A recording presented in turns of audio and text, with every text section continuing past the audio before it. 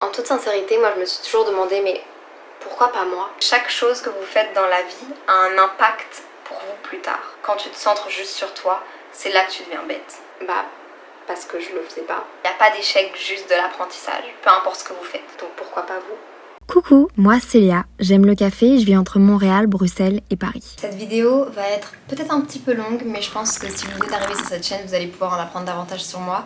Puis si vous vous posez des questions sur quoi faire l'année prochaine ou quoi faire une fois que vous aurez votre diplôme, peut-être un break, ça va peut-être pouvoir répondre à certaines de vos questions. Avant toute chose, je voulais aussi vous montrer, si vous avez vu ma vidéo Converse, si vous venez de là parce que vous avez été énormément à la voir, j'ai reçu mes bébés. Regardez comment est-ce qu'elles sont belles. Je sais qu'elles n'ont pas fait l'unanimité. Certains ont dit que c'était celles qu'ils aimaient le moins. Mais je vous promets que je les adore. Elles ont un style de malade. Maintenant, on va pouvoir passer à la vidéo.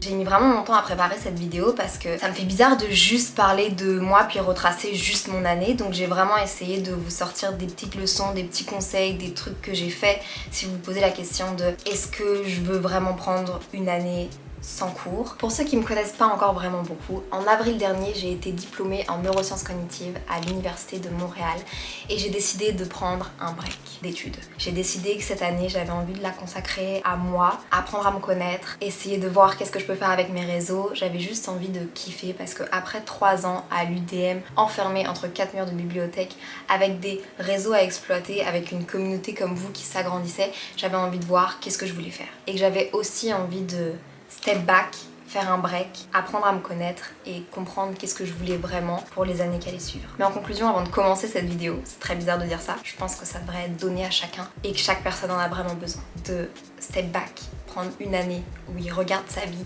et où il a le temps d'apprendre à se connaître. Je rigole avec le terme déscolarisé dans le titre, mais si vous me connaissez, je suis pas vraiment déscolarisée, j'ai vraiment eu mon diplôme. Premièrement, la question la plus légitime, pourquoi est-ce que j'ai pas continué avec un master, une maîtrise, quelque chose d'autre? En vrai de vrai, j'ai toujours été très scolaire. J'ai toujours les études avant tout. Je voulais faire médecine, puis finalement je me suis rendu compte que ça me plaisait pas, ça je vous l'ai toujours dit. Je suis très contente d'avoir compris à 17 ans, juste avant de commencer des grandes études, que c'était pas ce que je voulais faire. Et donc pendant 3 ans, j'ai énormément travaillé à l'université pour essayer d'avoir des bonnes notes, parce que pour moi, les études, c'était égal au prestige, c'était égal à... Je voulais faire quelque chose qui était waouh. Et je l'ai fait et je suis très fière et ça m'a appris énormément de choses. Donc j'ai fini mes études en 3 ans, alors qu'à l'UDM souvent les gens rallongent un peu leurs études pour avoir moins de charge de travail, pouvoir faire quelque chose à côté. Moi j'avais envie de faire ça directement pour encore une fois avoir le prestige de dire ok, je l'ai fait en 3 ans. Mais l'avoir fait en 3 ans, ça a fait en sorte que malheureusement j'avais moins de temps pour moi, j'avais moins de temps de profiter des gens, moins de temps de profiter de la ville, de Montréal. Faire des vidéos ça me manquait. Dès que je pouvais je faisais des vidéos quand j'étais à Montréal, mais ça me manquait, j'avais pas le temps, j'arrivais pas à allier les deux. J'ai rien lâché, j'aimais vraiment mes études, mais pendant ma 3e année, j'ai vraiment commencé à me dire ok Léa, tu vas devoir te décider si tu veux prendre un break, qu'est-ce que tu veux faire l'année prochaine parce que les inscriptions approchent. Et dans ma tête et mon cœur, me disaient écoute-toi Léa, ce serait peut-être le temps de t'accorder un moment. Puis plus sérieusement, j'avais aucune idée de ce dans quoi je voulais me spécialiser pour ma maîtrise. Je savais pas du tout qu'est-ce que je voulais faire. On a tellement vu plein de choses en neurosciences cognitives que j'étais perdue. Puis en même temps, ma tête et mon cœur me disaient mais c'est pas ça que tu veux faire maintenant Léa. Puis c'est un truc que j'ai appris cette année que je peux déjà vous dire, c'est posez-vous des questions. Est-ce que je suis heureuse? Est-ce que ce que je fais maintenant, ça me rend heureuse? Est-ce que ça me rend heureuse pour plus tard? C'est des questions comme ça qu'il faut vous poser puis ça vous donne des réponses pour plus tard. Je dis pas qu'il faut vous poser ces questions-là une fois puis fermer vos livres puis quitter l'école. Non, pas du tout.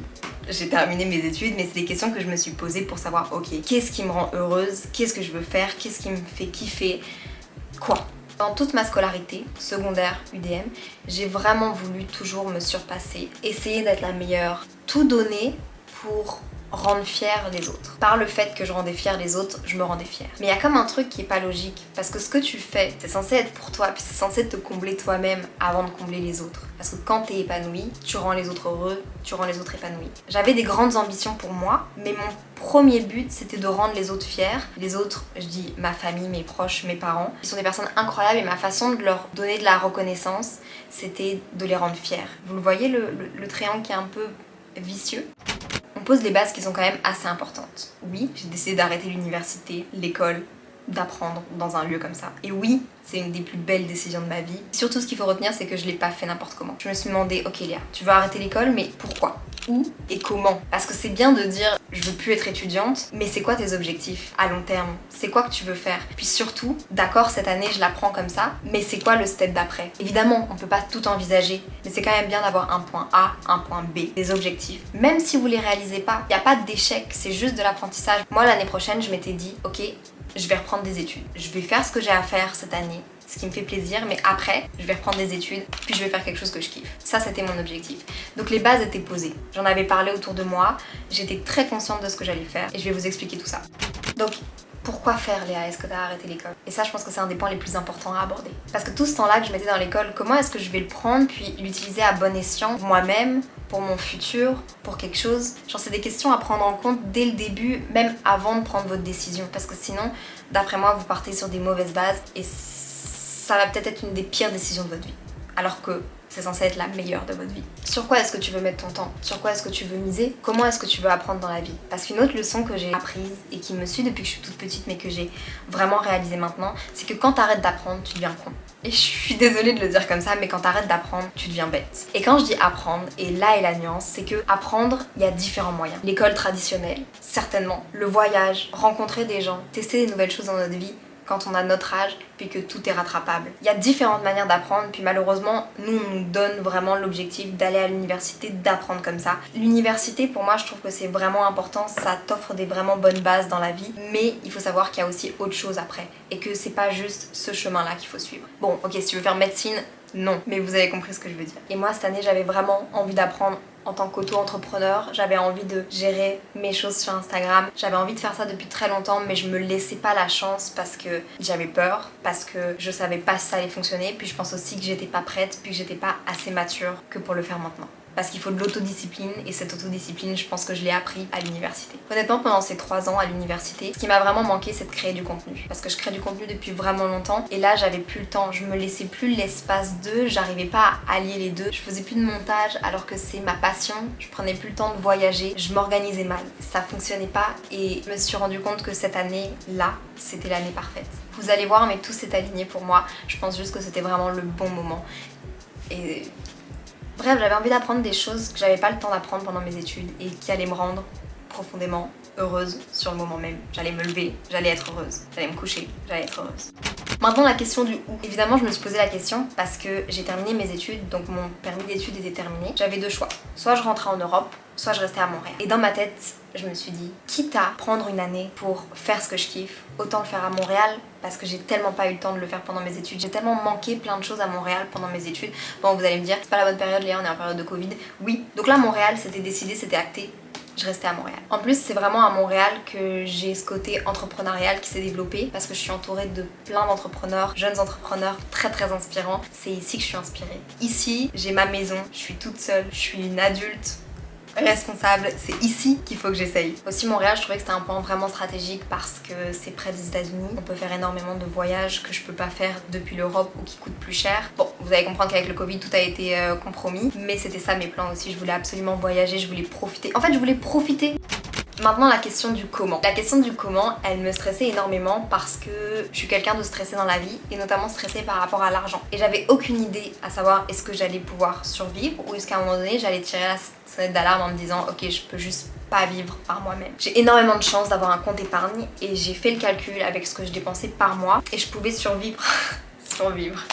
Je pouvais vivre quelques mois à Montréal juste en travaillant pour moi, pour mes réseaux, mais sans gagner d'argent ou en tout cas un minimum. J'avais établi un budget de 1400 $ canadiens par mois et c'est celui-là que j'ai suivi pour voir si j'allais pouvoir rester et vivre.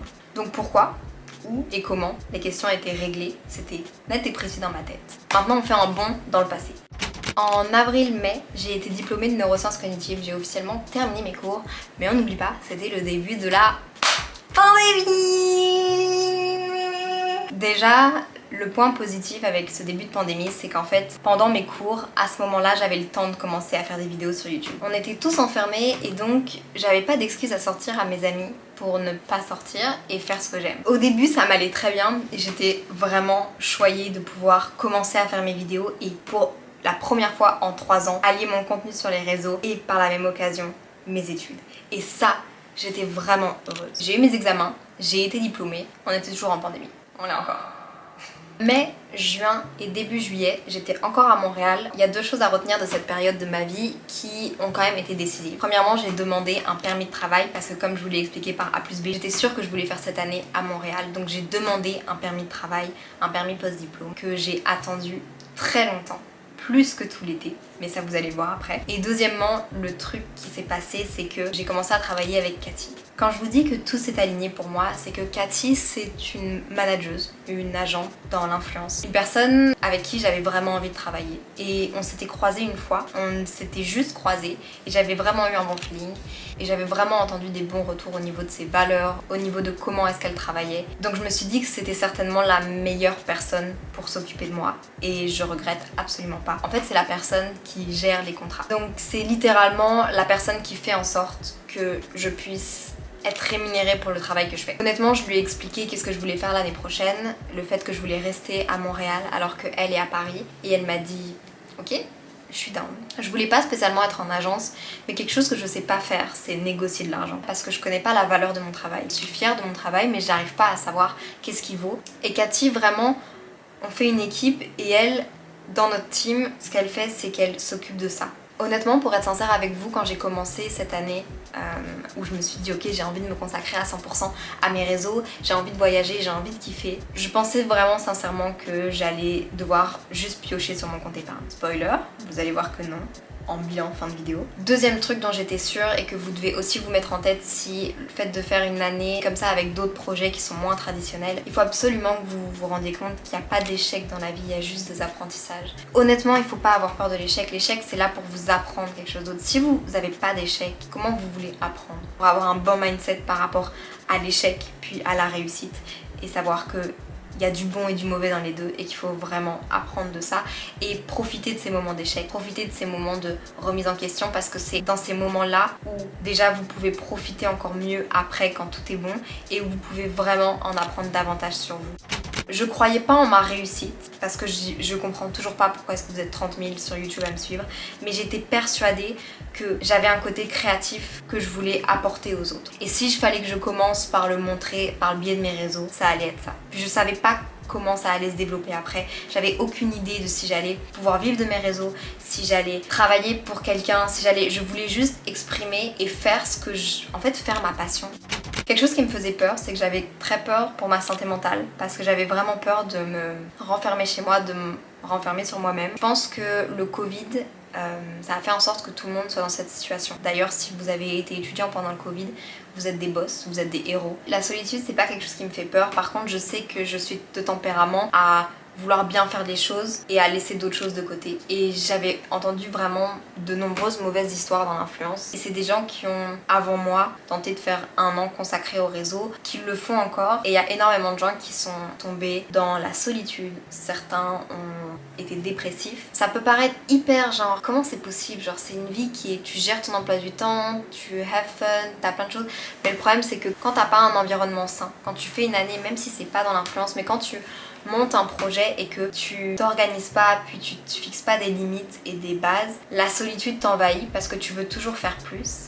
Et au final, tu te retrouves tout seul. T'as même plus le même emploi du temps que les gens de ton âge, ceux qui continuent leurs études et qui ont trouvé leur voie dans leurs études. Tu finis à faire des horaires du genre 10h du matin, 4h dans la nuit, des horaires qui sont juste même pas bons pour ta santé. Et ça, c'était quelque chose dont j'avais très peur parce que je savais que j'aurais été capable. Et vous allez voir ce qui m'a sauvée. Je vais vous en parler après. Et puis dernière chose aussi, c'est que j'ai évalué toutes les possibilités qui s'offraient à moi pour cette année. Et je me suis rendu compte que si je faisais pas cette année, ce break maintenant, je le ferais juste peut-être pas. Je sais pas, mais peut-être pas. Parce que j'aurais certainement fait un master, une maîtrise à l'UDM. Puis après, j'aurais enchaîné directement avec le stage. Puis après, j'aurais peut-être eu une offre d'emploi. Bref, tout se serait enchaîné et j'aurais pas pu avoir ce recul que j'ai maintenant. Donc je me suis dit, Léa, si tu le fais pas maintenant, peut-être que tu le feras juste jamais. Puis t'as la chance, les capacités, l'option du permis de travail pour le faire. Et après, reprendre des études quand tu veux.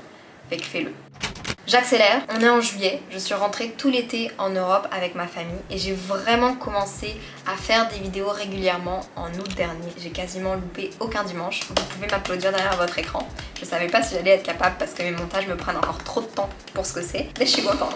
En août, vous l'avez vu dans mon vlog retour, je suis retournée à Montréal. D'ailleurs, j'ai failli ne pas passer la douane, pas rentrer dans l'avion à Bruxelles parce que mon permis était presque plus valide puis mon passeport n'était plus lié à mon permis. Finalement, tout est bien qui finit bien, mais si vous voulez voir les caméras cachées et tout ça, je vous le mettrai dans le petit i. C'était quand même... Puis le montage est quand même cool, donc n'hésitez pas. Et puis du coup, à partir de août, j'ai vraiment fait ce que je voulais faire. J'ai commencé à faire des vlogs, j'ai commencé à enjoy ma vie à Montréal. Et puis en novembre, je pense qu'il est arrivé la meilleure chose de notre année, à Gab et moi. En novembre, on a déménagé. Déménagement. Je suis trop chiant. J'ai découvert plein de choses à Montréal, une nouvelle facette de Montréal que je connaissais pas avant. Je me suis créé un quotidien, je me suis créé des habitudes. J'ai vraiment commencé à kiffer et j'ai vraiment commencé à voir mon travail porter ses fruits et j'étais vraiment bien entourée. Mes parents, mes amis à Montréal, Gab avec qui je vis, ils faisaient en sorte que j'étais pas dans la solitude et que j'étais pas renfermée sur moi-même. Ta santé à toi-même, c'est le plus important. Déménager, ça a été la meilleure décision. Pourquoi? Parce qu'avant, avec Gab, on était dans un endroit de Montréal, on était à Côte-des-Neiges et c'était vraiment isolé par rapport à nos amis cette année-là. En plus, il y avait encore la pandémie, elle était toujours pas partie cette connasse. Donc, nos amis habitaient tous à un coin de rue, ils se voyaient toujours. Et nous, on était toujours les deux petits à l'opposé de Montréal, qui était vraiment difficile à capter, puis à voir. Et honnêtement, ça commençait un peu à peser. Évidemment, on faisait plein de choses à deux et c'était génial, mais on avait envie de faire d'autres choses, on avait envie de voir des gens. Donc on a pris la décision d'investir un peu plus d'argent dans un nouvel appartement. Ça a changé notre quotidien, ça a changé mes motivations, ça a changé mon regard sur Montréal. Ça a tout changé, tout dans notre façon de vivre, dans notre façon de penser, dans notre façon de consommer. Et ça nous a rendus, je peux parler pour nous deux, beaucoup plus heureux. Un conseil que je veux vraiment vous partager, c'est que si vous décidez de prendre une année différente, je vais l'appeler comme ça, assurez-vous de prendre soin de vous avant tout.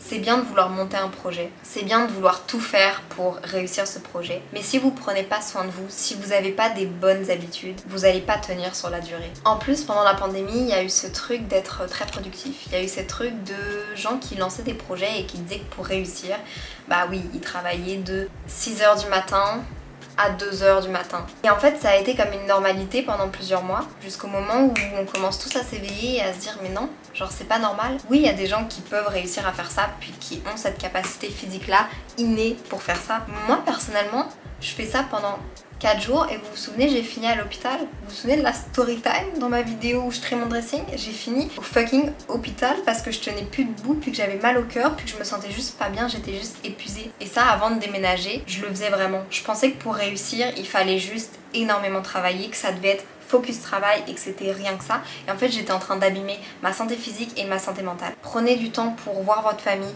prenez du temps pour genre reconnecter avec la réalité des autres et juste genre profiter du moment présent. Je sais pas si c'est nécessaire que j'en parle, mais je refais un bond dans le passé parce qu'au moment où on a déménagé, le 25 novembre, je suis rentrée à Bruxelles jusqu'au 2 février. Parce qu'en novembre, j'ai enfin eu mon permis de travail que j'ai demandé, vous vous souvenez, en juin dernier. Je l'ai eu en novembre. Je suis rentrée en Europe. Je suis rentrée parce que j'avais envie de profiter de ma famille et justement, être rentrée dans l'entrepreneuriat avec mes réseaux, ça me donnait cette liberté que j'avais pu pendant mes études de pouvoir rentrer quand je voulais en fonction de la pandémie, mais quand je voulais pour voir ma famille. Les années précédentes, je terminais mes examens vers le 22 décembre, je rentrais le 23 et je repartais le 2 janvier. Donc je restais vraiment une période très courte avec ma famille à Noël et ça me manquait de pouvoir profiter d'eux avant les fêtes, de préparer ça, et donc vu que j'avais la possibilité de, je l'ai fait et c'est quelque chose qui m'a vraiment reboosté. Après, j'ai décidé aussi de rester jusqu'au février parce que j'avais envie d'aller à Paris, j'avais envie de profiter de mes parents, j'avais envie de profiter de mes amis qui étaient en semi-examen à Bruxelles. En février, je suis retournée à Montréal. Malheureusement, période de Covid, encore une fois, on n'en sort pas. Cette petite pétasse est encore là. Oula, Léa, t'es vulgaire. Non mais c'est la vérité, tous mes plans pour cette année de voyage sont tombés à l'eau. Mais je sais que j'étais dans une situation vraiment privilégiée et j'ai juste décidé de prendre ça du bon côté et de me renouveler. J'ai vraiment changé mes habitudes à Montréal. J'ai découvert plein de choses, je me suis découvert une passion pour le café, je me suis découvert une passion pour les boutiques locales, j'ai encore plus fait les friperies, je me suis vraiment découvert des nouvelles choses et je suis très contente d'avoir pu faire ça à Montréal et d'avoir autant profité de Montréal cette année. j'aurai tout le temps de voyager dans ma vie. Parce que ce que je vous avais dit aussi, c'est que ma chaîne YouTube et mon Instagram, j'ai pas envie que ce soit spécialement juste un lieu de consommation pour vous. J'ai envie que ce soit un lieu où vous vivez des expériences à travers moi, ou bien que moi je puisse vous offrir des expériences, qu'on puisse faire des choses ensemble. J'ai même fait de la poterie cette année, j'ai fait de la cuisine. À peu près. J'ai fait des activités manuelles, j'ai fait plein de choses, vous vous rendez compte? Je me suis testée à plein de choses pour mon travail. C'est quoi ma vie? Je pense qu'on est arrivé à ce moment-ci, on est le 29 juillet au moment où je tourne cette vidéo et je peux vous dire premièrement un grand merci parce que cette année a été fabuleuse. Ça fait plus d'1 an maintenant, mais si on fait de août à août, ça fait 1 an. Et je peux vous dire que j'ai réussi à vivre de mes réseaux cette année, ce qui est totalement grâce à vous. Aussi grâce à mon travail, à ma persévérance et à tout le temps que j'ai mis, mais je veux dire, sans votre soutien, ce serait pas possible. Donc je suis quasiment émotive à dire ça, mais au début de cette année j'aspirais juste à kiffer et à faire ce que j'aime et à vraiment me connecter avec Montréal. Et c'est vraiment mission réussie parce qu'en plus de ça j'ai réussi à vivre de mes réseaux, Instagram, pas YouTube, parce que vous savez que cette année j'ai fait 19 vlogs. Un vlog représente, j'ai honte de dire ça, 20 heures de montage. J'ai passé plus de 400 heures de montage sur des vlogs et tout ça évidemment c'est des vidéos qui sont pas monétisées. Quand je vous parle de j'ai réussi à gagner ma vie, c'est avec Instagram, pas avec YouTube. YouTube, je me suis jamais virée d'argent. J'ai de l'argent sur mon compte AdSense là, mais je me le suis jamais virée, si vous voulez savoir. Et ça me permettrait pas de vivre 1 mois pour toutes les vidéos que j'ai fait cette année, si ça peut vous donner un ordre d'idée. Cette année vraiment honnêtement je suis hyper reconnaissante de vous avoir et c'est pour ça aussi que cette vidéo, j'espère que vous allez la prendre avec beaucoup d'humilité parce que je suis juste 100% reconnaissante. Je vous fais cette vidéo pour vous encourager. Si vous avez des projets auxquels vous croyez vraiment, que ce soit lancer une marque, que ce soit une innovation, que ce soit des études, que ce soit un style de vie, que ce soit une année de voyage, si vous faites les choses bien, si vous vous organisez, si vous croyez en ce que vous voulez faire, je suis persuadée que vous allez y arriver. Assurez vos arrières, c'est quand même très important. Mais moi je crois en vous. Vous aussi vous pouvez croire en vous. Bon, maintenant une question que vous devez vous poser. Bah Léa, qu'est-ce que tu fais l'année prochaine? Vous en doutez, je vais pas arrêter mes réseaux parce que j'ai fini mon année que j'avais dit de break d'études. En plus vous êtes de plus en plus et je trouve ça encore une fois tellement ouf et tellement what the fuck que c'est hors de question que je vous laisse. Je vais toujours publier mes vidéos 1 fois par semaine du mieux que je peux, je vous le promets. Mais j'ai une annonce à vous faire. Ce mois-ci va être rempli d'annonces. Tenez-vous bien. Première annonce que je dois vous faire, je la fais dans cette vidéo. Ça fait 1 mois que j'ai repris des études. Tout ce discours pour vous dire que j'ai repris des fucking études? Oui. Comme je vous l'ai dit, Montréal, ça m'a vraiment ouvert les yeux et fait grandir sur plein de choses. Et je me suis rendu compte qu'il n'y avait pas qu'une façon d'apprendre, mais je me suis aussi rendu compte qu'il y avait tellement de possibilités de choix pour notre vie et que c'était juste à nous de choisir certains chemins ou d'autres. Et pourquoi ça a l'air dramatique ce que je dis? C'est absolument pas dramatique, c'est juste trop cool. Moi je me suis rendu compte qu'en ce moment même, en plus de mes réseaux, que je veux continuer et si ça peut rester mon travail et si ça peut juste s'améliorer et que je peux vraiment genre en vivre confortablement et faire des trucs de ouf et des big projets, je le veux. Et je me suis rendu compte qu'il y avait un truc que je voulais approfondir qui me faisait très peur avant, qui maintenant me fascine parce que j'ai été très bien entourée au Québec par plein d'entrepreneurs. C'est que j'ai vraiment envie d'approfondir mes connaissances sur l'entrepreneuriat, sur l'innovation de produits, sur lancer sa marque, lancer son truc. Je viens pas du tout d'une famille qui est entrepreneur, je viens d'une famille ouvrière du côté de ma maman et j'ai 2 parents qui ont toujours été employés et qui n'ont jamais osé, entre guillemets, lancer une entreprise pour la sécurité. Et moi je me dis que j'ai la chance d'avoir mes réseaux et j'ai envie d'approfondir ça et de pourquoi pas un jour lancer un projet. Il y a un projet qui me trotte dans la tête depuis quelques mois maintenant cette année et je me sens pas assez autodidacte là-dessus. Autant en montage, en community management, en marketing, j'ai vraiment des bonnes bases sans études. Autant en entrepreneuriat, c'est quelque chose qui me fout les chocottes. C'est quelque chose qui pour moi est genre trop big. Et pourtant j'ai vu tellement de gens autour de moi réussir au Québec. Toutes les personnes qui croyaient en leur projet, réussissent leur projet autour de moi. Je suis juste en train de me dire pourquoi pas moi. Et si tu le fais pas maintenant, encore une fois Léa, tu le feras pas. Ça fait officiellement 1 mois que j'ai repris des cours en entrepreneuriat et innovation. Peut-être que vous avez remarqué que je suis un peu moins active sur Instagram. Je suis pas du tout en train de me bronzer la nouille au soleil et de rien faire, non. Vous l'avez bien compris, j'ai recommencé des cours fin juin, pendant l'été. Que tout le monde est en vacances et en été, moi j'ai décidé de commencer mes cours maintenant. C'est un certificat qui dure 5 mois, donc jusque décembre, juste avant Noël. C'est un cours par mois, j'ai différents cours, différents sujets, c'est quelque chose qui est très concret. C'est des travaux, c'est des examens. Il y a des gens de n'importe quel âge, il y a des gens qui ont fait des études rien à voir et qui étudient ça parce qu'ils ont juste envie de lancer leur idée. Et je me considère vraiment chanceuse de pouvoir suivre un certificat comme ça à mon âge, simplement en fait d'y avoir pensé et d'avoir envie d'avoir ce bagage là avec moi. Et comme je le dis, pour moi, apprendre c'est vraiment la clé de tout, donc j'ai décidé que je voulais apprendre comme ça. C'est des cours qui se suivent à distance, ça me prend plus ou moins 2 jours par semaine, sauf que là à l'heure actuelle où je filme, j'ai mon examen, mon premier examen la semaine prochaine. Normalement vous aurez déjà vu la vidéo. Je suis très stressée, ça me prend quand même pas mal de temps, j'ai pas encore trouvé ma bonne organisation. C'est un peu la big news qui conclut cette année parce que je savais que l'année prochaine je voulais apprendre. Puis sans vous le cacher, c'était un sujet que j'avais souvent avec mes parents parce que eux voulaient pas que juste je m'enferme dans une case. C'est super important dans notre famille d'être ouvert à plein de choses. D'ailleurs, pour ceux qui se demandent, parce que j'ai beaucoup de réflexions comme ça en vrai et je peux le comprendre, mais des gens qui disent mais ok, mais donc du coup t'as fait tes études en neurosciences cognitives pour rien, ça te sert à rien. Mais non, chaque étude que vous faites, chaque bagage que vous faites, ça vous apprend quelque chose. Même si vous finissez pas dans ce domaine-là, même si je termine pas dans un labo de recherche, j'ai la chance d'avoir fait ces études en plus, je suis encore une fois hyper reconnaissante, qui m'ont ouverte sur plein de choses. J'ai vu de l'intelligence artificielle, j'ai vu du coding, j'ai fait des travaux en équipe, j'ai appris plein de skills que je n'aurais pas appris, même sur moi-même, même sur ma façon de faire. Puis le neuromarketing, juste, faut que vous reteniez que chaque chose que vous faites dans la vie a un impact pour vous plus tard. Même si vous n'êtes pas sûr, même si c'est pas ce vers quoi exactement vous voulez aller, ce que vous voulez faire exactement, si ça vous plaît dans le moment présent, si vous êtes convaincu que c'est quelque chose qui va vous servir et qui vous rend heureux même sur le moment présent, ça va vous servir sur le long terme. Le principal c'est que ça vous rend heureuse et que vous sachiez pourquoi vous le faites. Puis moi je sais pourquoi est-ce que j'ai fait ces études là, je les regrette absolument pas et elles m'ont déjà servi. Tout ce que j'apprends là, encore une fois ça va me servir. Je sais pas si je vais lancer un truc vite, pas vite, là pour le moment je veux juste apprendre avec mes réseaux, continuer à vous partager des choses et c'est ce que je compte faire l'année prochaine encore. J'espère que ça va vous plaire et j'espère que vous allez encore me suivre dans tout ce que je vais faire, dans toutes mes décisions l'année prochaine et que vous allez autant continuer à me soutenir parce que ça veut tout dire pour moi.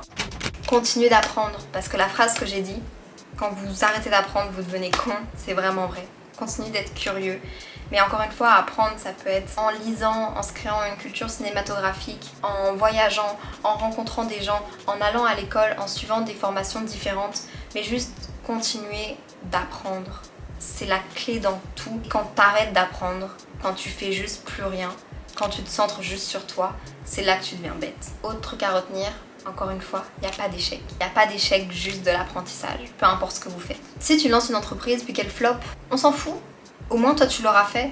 La personne qui n'a pas lancé son entreprise alors qu'elle en avait vraiment envie, c'est elle qui floppe et c'est elle qui a connu un échec. Toi t'es juste en train d'apprendre pour faire mieux après. Même si t'en rates 2, 3, 4, et ça se relie avec l'université. Si vous ratez votre première année, votre deuxième année, si vous trouvez pas ce que vous voulez faire, c'est pas un échec, c'est juste de l'apprentissage. Encouragez-vous vous-même.